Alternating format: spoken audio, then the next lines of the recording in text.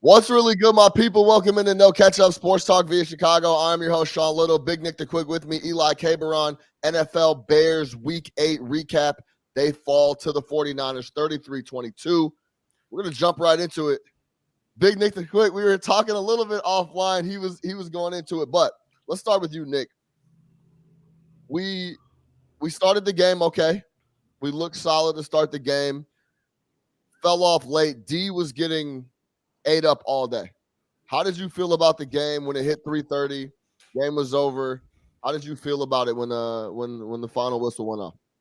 Yeah, I mean, it's the best I felt after a Bears game this year, hands down.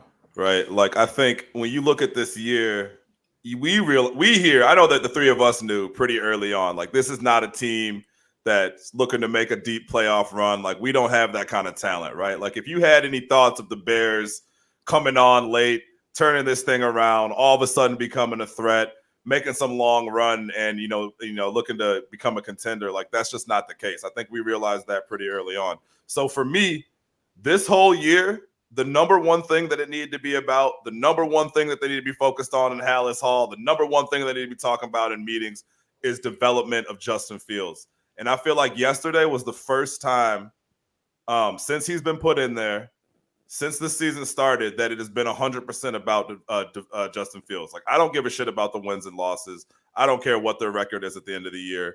I want them to be out there making it seem like they're 100% invested in developing him and crafting an offense around him that's going to help him develop. And I feel like yesterday that game plan did that.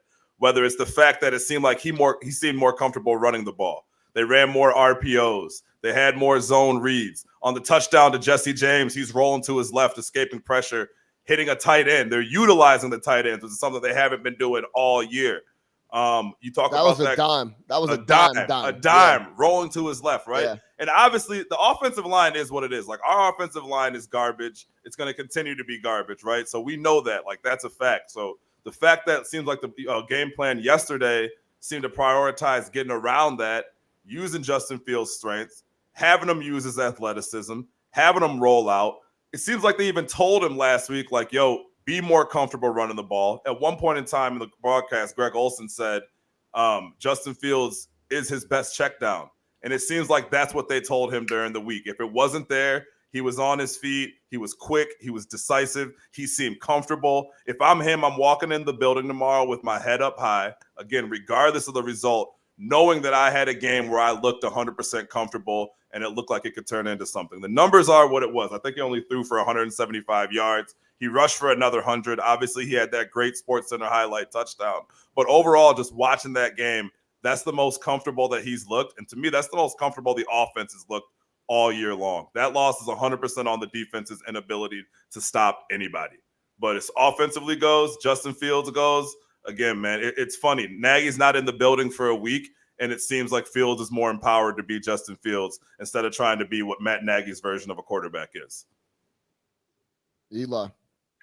Yeah, I mean, what you said is 100% right. But I thought it was interesting that for the first time in a long time, I feel like the quarterback play was good and the Bears defense let them down. Like, they couldn't stop anybody. I mean, the last 2 weeks you've had Rodgers, Aaron Jones, Devonta Adams. Okay, that's understandable. Then last week you got the Bucs offense, Brady, Mike Evans, Leonard Fournette. All right, fine. This week it's Jimmy Garoppolo, Elijah Mitchell, and Deebo Samuel, and they're still getting gashed. Like, they didn't have a single sack, a single quarterback hit, a single takeaway. They didn't even force a punt. Like, the defense just did not show up, and that is a huge concern. Roquan Smith, who's been by far the most reliable and best player, had a horrible game. He admitted it afterwards. But, like, you have 3rd and 18. The Niners are backed up inside their own 20, and they throw a screen pass. Clearly, they're just trying to gain a few yards and punt. And he goes 80 yards for a touchdown. Like, the defense, we've been talking for the last few weeks about how it's not as good as they think they are. They think that they're a top 5 defense, and they're not. Yeah. This is not even an average defense. They're bad. Like, they are a bad defense. I mean, you can count it that Khalil Mack was out, but, like, you have to be able to stop Jimmy Garoppolo quarterback option runs near the goal line. Like, it's just inexcusable, in my opinion. The field stuff was promising. I agree that the RPOs, the bootlegs, all that stuff, his throw, the touchdown to James was amazing. His run was even more amazing. But to me, the takeaway was that the defense is worse than we realized. Yeah, remember I said we were talking about how Fields looked on the sideline. He looked completely different yesterday.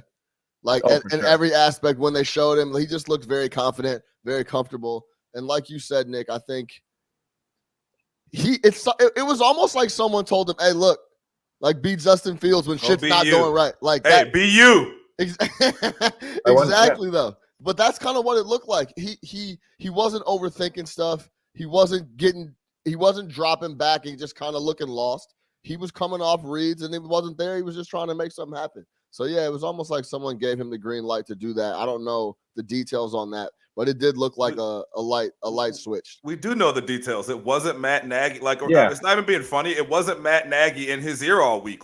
He looked completely different. When it was time to make a decision, he was making different decisions than he's been making the last few weeks. And I don't think that's just because now he's in his fourth or fifth start.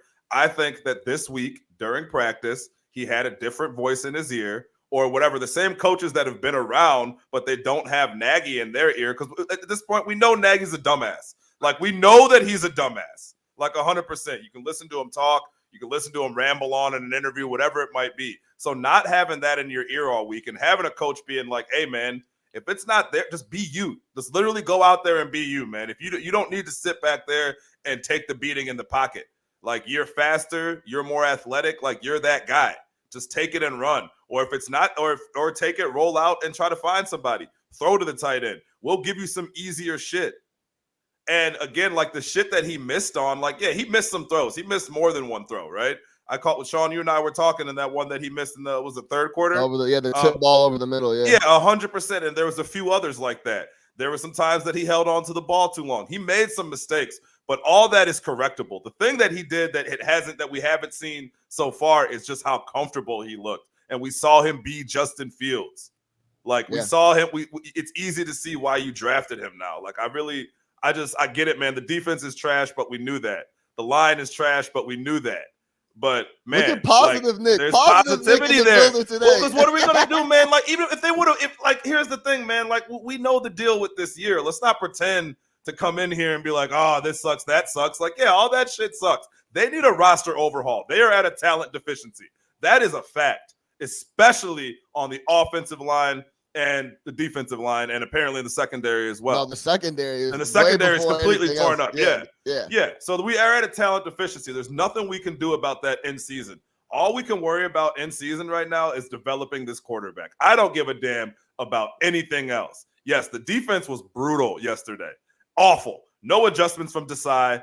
The 80-yard shit to Deebo Samuel.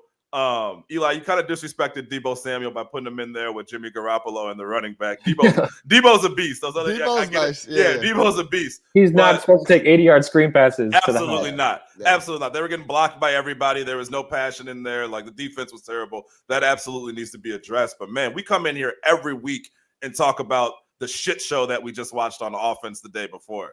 And it just feels good to me. Again, stats aside, just with the eye test, they 100% passed the eye test. So I don't know what happened. I don't know what they were talking about in Hallis Hall all last week, but at least they came out, looked threatening. They scored in spots where they normally wouldn't score, right? They scored in situations where they normally wouldn't score. I get it's only 22 points, but like, it's like, yo, we scored early and we scored on a drive late with the Fields run. So it's like, we wouldn't normally score in those situations. And maybe shit goes differently if Santos doesn't miss the extra point. But to Sean's point, they needed to score anyways to win the ball game. So it ends up not really mattering. But man, the offense, to me, 175 passing yards, be damned, looks exciting. Well, you heard Allen Robinson snitch on the whole coaching staff during the week when he said, we don't really have a rapport with Justin because he didn't get any first team reps in training camp. And you can see that now, like, well, first of all, that you can see that Fields is especially comfortable with Jesse James because that was his guy during preseason. But you can see that he's getting a bond with Mooney, with Robinson. Like, those things are improving as he gets more time in the practice field and on Sundays. And that's definitely helping. But the more reps he gets, the better, the more comfortable in theory that he'll feel. I mean, the offensive line obviously has to protect him, but the more reps that he gets, I just really think that if Matt Nagy can step back and realize, like, this kid just needs time. It's not going to happen overnight, but like, there's potential there. And the more they can do to help him, the better he'll be. And I mean, yesterday was just one game, but like moving forward, I think there's high hopes for this offense. They're not going to be in the stratosphere of the Packers or the Bucs, but like they can be a competent offense with the talent that they have if he can get comfortable with his skill position players. I think it was a big day for Justin Fields, purely for him personally, mentally. I think there might have been some doubt, like, man, I really can't run around out here in the NFL. Like, that shit's not going to work. Like, maybe I do just need to become a passer that, can sit in the pocket and do my thing. I think sometimes you got to see the ball go through the hoop, right? Yeah, exactly. Sometimes that's what I mean. 100%. Yep. 100%, right? So I think I can even see it on the sideline. I kind of got the feeling like he was like, hold on. Maybe I can do a little spectacular out here. Maybe this isn't that far from the Big Ten. You know what I'm saying? That was why I think it was a really, really big deal for Justin Fields, because it's like these dudes aren't supernatural. I can still beat these dudes on the edge. I can still take off if I need to and pick up 15. The shit listen, I knew he was an athlete and all that, and I knew he was fast. He leaves people on the corner. If he turns the corner, forget about it, bro. It's 14-15 easy, like without issue. He's cruising too. It's not like it almost looks like he's just floating around. Like, okay, let me turn the corner here.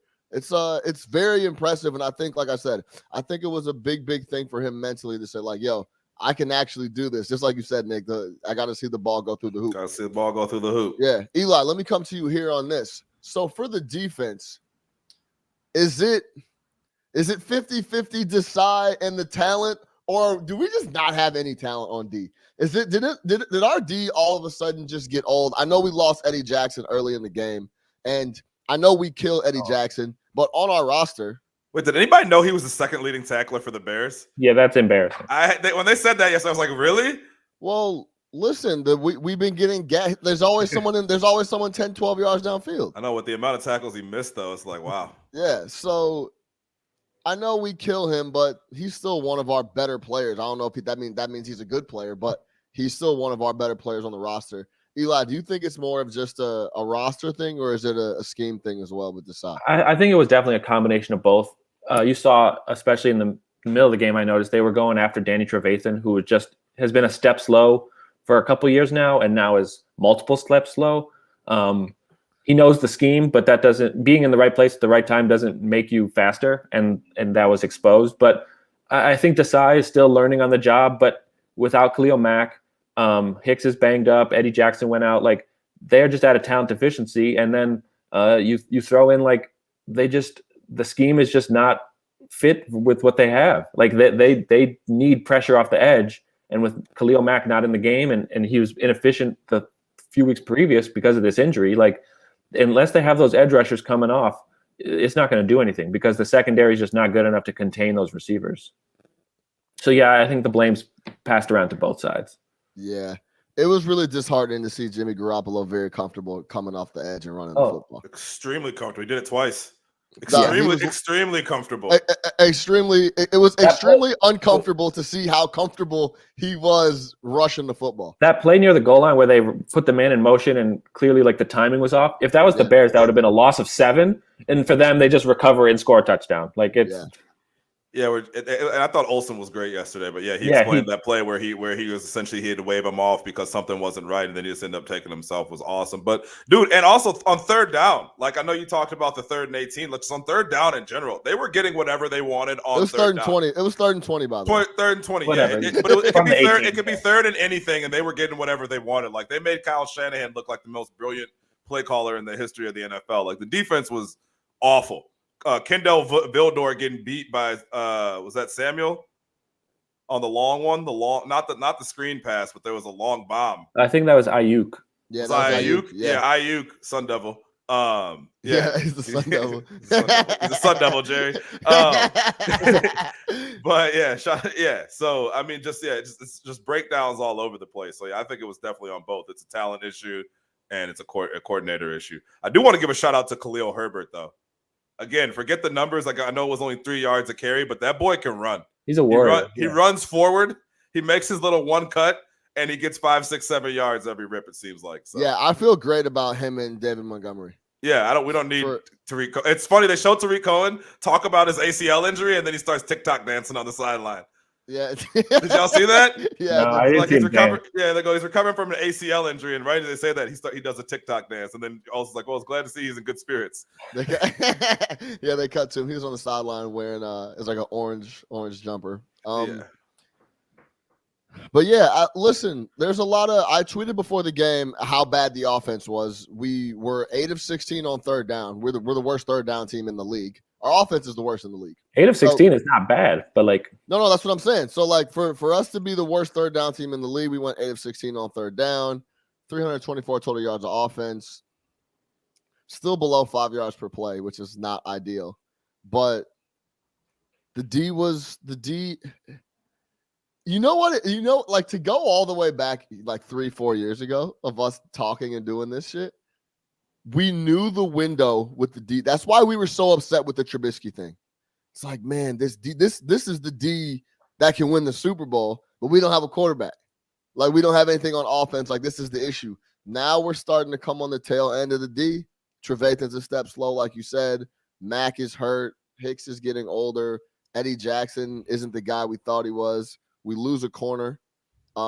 We add Jay Johnson, but we lose Kyle Fuller. And now it's like we're kind of in limbo on D. It's the team has just been run really poorly. Like, yes. And that's what it is. And you get to 2022. We now have some hope with the quarterback, but that doesn't change all the mistakes and stuff that was made before that. The team has been run poorly. We now have a very mediocre team with a very mediocre coaching staff, with a very mediocre front office. And once that shit flips, then we could start to roll. But hey, go ahead. No, I was just gonna say no. Finish. Go ahead. No. That was all I had. But you know what? Look, if you have the quarterback, right, and that quarterback develops and he looks like someone who can be something, how many quick turnarounds have we seen, right? I know they lost yesterday, but look at the Chargers. That was a trash organization. Look at the Bills. That was a trash organization. You get the quarterback right, you get a competent team architect in there, and you do your job, right? Okay, we only have X amount of draft picks. We got to hit on 85% of these, right? We only have X amount of dollars to spend in free agency. We have to make smart moves. But if we're developing the quarterback while we're doing that, it's all good. You know what's not good? When you're developing everywhere else and you don't have the quarterback. That's where we just were. Yeah. So I would rather be developing the quarterback and having to worry about everything else than having to worry about the quarterback while developing everything else. Does that make sense? It is what it is, man. Hey, fire Pace, fire Nagy, get in some competent people. We have seen the turnarounds. Look around the league with what happens once you get that QB. Look at what happens in the league once you get that QB. Bad rosters turn good real quick. Shit, look at the Green Bay Packers. I mean, Aaron Rodgers is like an extreme outlier, but that roster is ass. But they win every week because the quarterback is handled. So that's why I'm so encouraged by yesterday, because it looks like for a chance we might be developing a quarterback that could be special. And to me, that's what it's all about. I have a question for you guys. I know you guys are gambling guys. Trade deadline's tomorrow afternoon. Over under 0.5 trades by the Chicago Bears. I wanted to look up some context because I know I got dissed on Twitter for not knowing Tariq Cohen's injury last week. My bad. The last Jakeem Grant they got it a couple weeks ago. The last in-season trade before that by the Bears was in 2017. They traded a 7th-round pick for Dontrell Inman. I remember that. Major impact, obviously. With no receivers. Yeah. Right. And then the year before, they traded Jared Allen to the Panthers and John Bostic to the Patriots. So there's only been Pace has only made 4, I guess, now with Jakeem Grant, 4 in-season trades in 7 years. So do you think they'll make any before the deadline tomorrow? Man, what are the odds on that? No, yeah, I would probably say. I'll answer for you. No, unless they can get like. I'm gonna say yes. Okay, but like, what would they do? Well, listen, are they buying or selling? They have to be selling. They have to be selling. If they're buying, I'm going crazy. What was there to buy? Right. You're gonna buy an entire offensive line? No, I mean, and we got a rough stretch coming up. We got the Steelers, we got the Ravens, And then we got a bye week with the Lions, and then we got the Cardinals. And then trade Allen Robinson for like a 5th-round pick. I was going to say, do you think there's any market? So if they lose Allen Robinson in free agency, they'll probably get a 3rd-round pick. So the deal has to be better than that. Yeah. Oh, but really? Do you think there's any market compensation for him? Would be a 3rd-round pick. Oh, then don't. Do you think there's any market for Jimmy Graham? Do you think there's any market for Akeem Hicks? Yo, Jimmy Graham. Let me tell you something about like when you're looking at a team and what's going on in the NFL, a lot of little internal things will tell you what's really going on. Jimmy Graham is basically saying, fuck the Bears. Fuck the Bears. These dudes are fuck jokers. The Bears. And he fucked the NFL Players Association. He's pissed at everybody. Yeah, he's like, he's just cashing a check. Yeah, he's like, yo, fuck the Bears. These dudes are jokers. I'm not about to come out here and risk my body and try to make sure I get on the field. There's little things like that that'll tell you what's going on. Did he dress yesterday? No. What's going on with him in the NFLPA? He was mad in the preseason with the NFLPA because of the coach. He was like, why do I have to come in on my bye week? Why do I have to come in on the rest days to get tested? And they were like, well, if you're vaccinated, you don't have to do this. And he made a big stink about that. He claimed he's vaccinated, but he's on the COVID list now. So, gotcha. Listen, he doesn't want to play. Right. He wants to collect his 10 million. He wants to collect his millions, and that's it. Like, but there's certain that doesn't happen when you feel like shit's running the right way and you got a chance to try to win. But he's like, man, I'm not about to come up here and risk my body for this shit. And then you got and then there's 6 other tight ends on the roster. Like, fuck that, man. I'm not. Y'all just go ahead and pay me, and that's what it is. But yeah, man. I mean, let's be honest. Jimmy Graham has wore out his welcome in a few places. This is not the first. Right. That's true. That's true. He was an all-pro tight end. The Saints could not wait to get rid of him. Then he got into the Seahawks. Same thing. Like that's him. But also, yeah, he knows mismanagement when he sees it because he's been with good organizations, and This is not one of them. Yeah. Exactly. And he knew mismanagement when he saw that deal they offered him. He was like, "Oh, yeah, absolutely." Like, these dudes have these dudes have no idea what they're doing. I'll catch some goal line fades, whatever. Yeah, whatever. How the fuck did they offer me this deal? These dudes don't know what the fuck is going on. Yeah, I'll go ahead and come here. So there's also that thing. Let me go back to the game because I also want to bring up like how important this stuff is, and this is why I think Belichick has been so successful. And the good coaches in the league are so successful. You come out of you're winning 13-9 going into half. You're getting the ball at half. You come out, you go down, you put together a solid drive. You kick a field goal. Cool, whatever. 16-9. You then come out, the crowd's into it. You're up a touchdown at home. It's 3rd and 20. When you give up that screen, the game is almost – you might as well have booked the game right then and there immediately. Just because – like, that's how big those types of plays are. You just can't flip – you can't flip the whole momentum. The Niners were dead. Mm-hmm. They were getting ready to punt the ball. The Bears were going to have the ball in good field position, trying to punch the ball in again. They were dust. And then all of a sudden, they got the ball – They get the ball down on the 3-yard line. It's getting ready to be a tie game. And now the Niners knew it. That's why they called a screen pass. They weren't going for the first down there. Yeah, it was dead. They were dead. They knew it, and it was so. That's why that stuff is tough to follow. Also, we didn't score on this. This is after. Well, first of all, then we go down and give up. We score one of the best touchdowns in the NFL this year with that Justin Fields scramble on 4th and 1. Shit play call, by the way. But that's a whole nother conversation. But Justin Fields makes it happen. He scores a touchdown. We then miss the extra point. Hey, listen, I was literally on the phone with Nick as he kicked it. And in my head, I was like, this would be a fucking crazy time for Santos to miss a kick. He hasn't missed one. And I don't even remember last time he's missed. And I remember thinking, like, this would be an interesting spot for him to miss one. And he pushed it. But like I said, Nick, we had to score anyway to win the game. So, like, I don't even care about that extra point almost. Like, forget about it. Whatever. We were going to have to go down and get more points anyway. Then, on the kickoff, so then the Niners go down and score. And then the kickoff, I'm blanking on his name. Who's our return specialist again? Who was it this week? Jakeem Grant. Yeah, Jakeem Grant. Catches the ball on the 109.5 line. Yeah.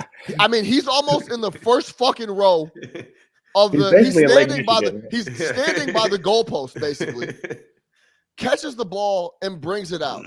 And for an offense that is, I understand, and I've joked around about, if I was a return specialist, I'm bringing out everything. Like, fuck that. Like, I'm on the worst offense in the league. Like, I'm never returning. I get like 2 returns a game. You know what I'm saying? So I'm definitely bringing everything out. But for an offense that has struggled all year, hey man, you might want to eat the one at 109.5. We end up starting the drive on like the 17 instead of the 25.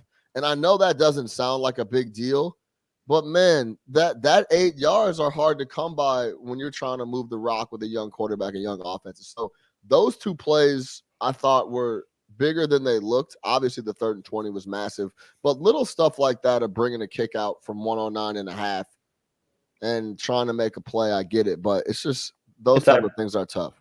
Ironic when the special teams coach was the acting head coach yesterday. For the special teams to screw up 2 in a row, that's the extra point, and then the kickoff return. I had the same thought too. Like, who is telling these guys that this is a green light situation? If it's if it's that far deep in the end zone, just let it bounce and go. Like, it's just dumb. I remember when I saw the kick and I saw where he was lining up to catch it, I literally went to stand up to like go grab something out the kitchen because I knew he was going to kneel it and we were going to have to like TV timeout and we were going to get the ball at the 25. Like, there's no way he's bringing this out. And I saw him catch it and take off and I'm like, oh man, this is not good. So little shit like that. Belichick would have ate him up if he did some shit like that. You know what I'm saying? Wouldn't have got it back on the bus. Yeah, like maybe that type of shit. So we're gonna need to get your own ride home. Yeah. Bears go on the road to Pittsburgh next week, and then the streaking Pittsburgh Steelers. Hey, Monday Night Football again. The franchise, the organization. Monday Night Football. Always a bad spot for the Chicago Bears. When eyeballs are on them, it's a bad spot. And the Steelers are low key quietly winning games. I think it's 3 in a row for them now, right? Yeah, they're winning games the way the Bears thought they were going to be winning games, like 16-5 and like super ridiculous ugly scores. Yeah. Hey, Mike Tomlin, man, it's the program, it's the institution over there. They're never going to be bad. Roethlisberger is half dead, and they're never going to be bad. It's funny what good leadership does for a team. Crazy, exactly. When everybody knows what they're supposed to fucking do. Right. I was doing some research on that game before the kickoff yesterday, and Roethlisberger's 10-1 straight up after a bye, which I thought was interesting. He's just old, and give him a little extra time and get healthy a little bit. Every year he doesn't do anything in the offseason. We know this, so it takes him like 2 months to get ready for the year. He used the first couple months to get ready for the year. It's got to get in shape, and then he's ready to go. Yeah. So we Bathroom Ben got it done yesterday, 15-10. Cleveland's a fraud, by the way. Very. We can talk about that another time too. Very. But Bears go to Pittsburgh next week. Then we're at home against the Bears, or excuse me, the Bears do not play the Bears. We probably take an L there though. But we get a bye. We get a bye in there. Yeah, we get a bye in there, and then so after we go to Pittsburgh next week. We get a bye after that. Then we play the Ravens at home, which is going to be a really tough game. Then we go to the Lions. Another prime Thanksgiving game. Why do they keep scheduling us on Thanksgiving? America does not want to see this. No. Why do they keep scheduling the Lions? The Lions are a tradition. They have to play on Thanksgiving. Dude, what a brutal situation over there. Just brutal. Yo, I was fucking around. I was at the house and I was thinking because I'm like, man, as a Bears fan, I feel because I hate complaining. Like, just do what you make your decisions and live with them, whatever. And I was thinking about Lions fans, and I was like, man, I really feel bad for those dudes. It's brutal. They're rocking Dan Campbell, Anthony Lynn. Did you see his press conference yesterday? Anthony Lynn is running the offense. And then Jared Goff is your quarterback. Dude, Jared Goff. It's just all bad over there, man. Like their front office and stuff running the organization being run over there is worse than us, and they have no quarterback. So at least we're not those guys. I'll tell you that. Why? What did Campbell say in the presser? He's just a funny guy. He was just like, clearly, guys were prepared to come out and play today, and that falls on me, the head coach. So I didn't do a good enough job. But it's just like he's just like this big, huge dude with like he's just a baseball cat. He's just a fucking character. I don't know, man. It's just like it's just a shit show over there. It's one of those things you kind of just had to see it. He's just a fucking. It's just a clown. look, man, like we were talking about it last week. We were giving them props before for playing hard for him, but that is just it's a bad joke situation. of an organization. And Jared Goff, who would have knew Jared Goff leaves Sean McVay and gets exposed as a fucking brutal quarterback? Yeah. I'm going to tell you this. Who had that one happening? The Bears maybe have 2 more wins on the schedule.